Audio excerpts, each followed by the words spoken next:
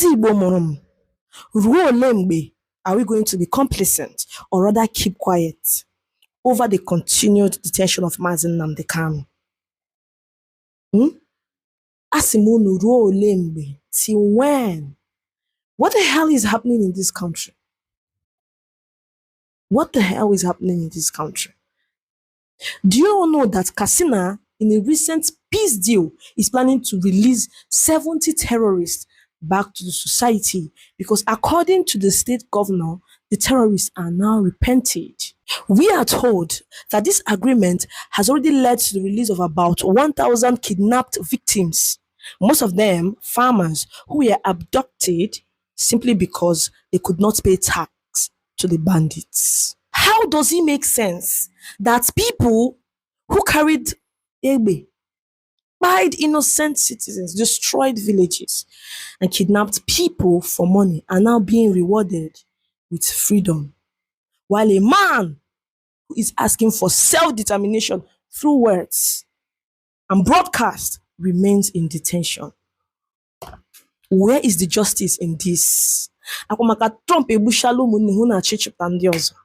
Akwụna onye na-eme na this country, akwụna hụga ya.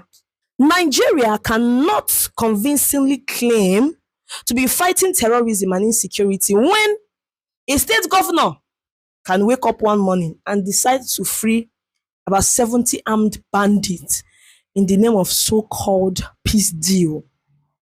If that is acceptable, then on what moral or legal ground is Mazi Nnamdi Kanu still being held? Let us be clear. Mazi Nnamdi Kanu is not a terrorist. He is a freedom fighter, advocating for self-determination, which is a right recognition in international law and even acknowledged in different forms within constitutional frameworks around the world. Asking questions about one's future or demanding fairness is not the same thing as killing, kidnapping, and terrorizing communities. It is not the same thing.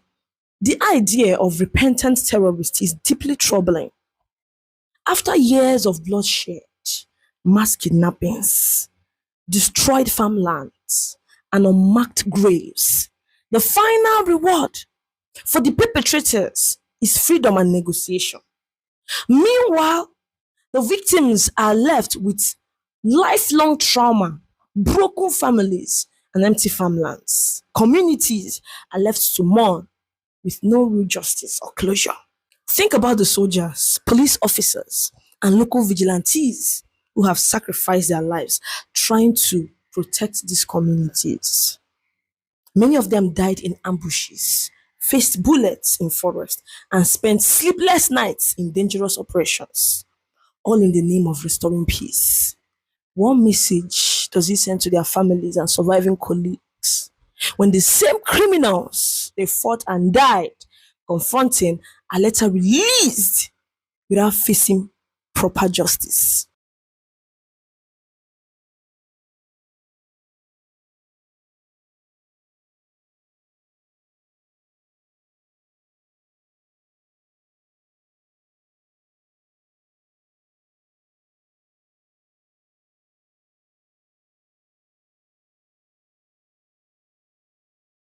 Where is the accountability and the lives lost? Who answer for the mass graves scattered across these communities? Who takes responsibility for the fear that still lives in the hearts of the people? Even more worrying is the future. History has shown that many of these deals do not last. When violence starts again, as it often does, will the same soldiers be asked to return to the front lines with broken morale, knowing that their sacrifice may once again be cancelled by political decisions? This is not peace building. It is a dangerous form of state-sponsored moral compromise. It weakens the rule of law, insults the memory of those who died protecting the country, and encourages the next group of criminals to wait for their own repentance package.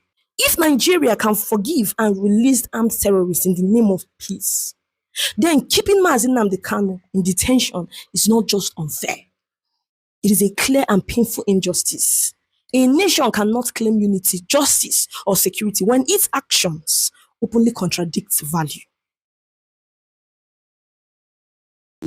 Don't forget to register for our Igbo class. If you don't know how to speak Igbo or your kids don't know how to speak Igbo, rush now and register.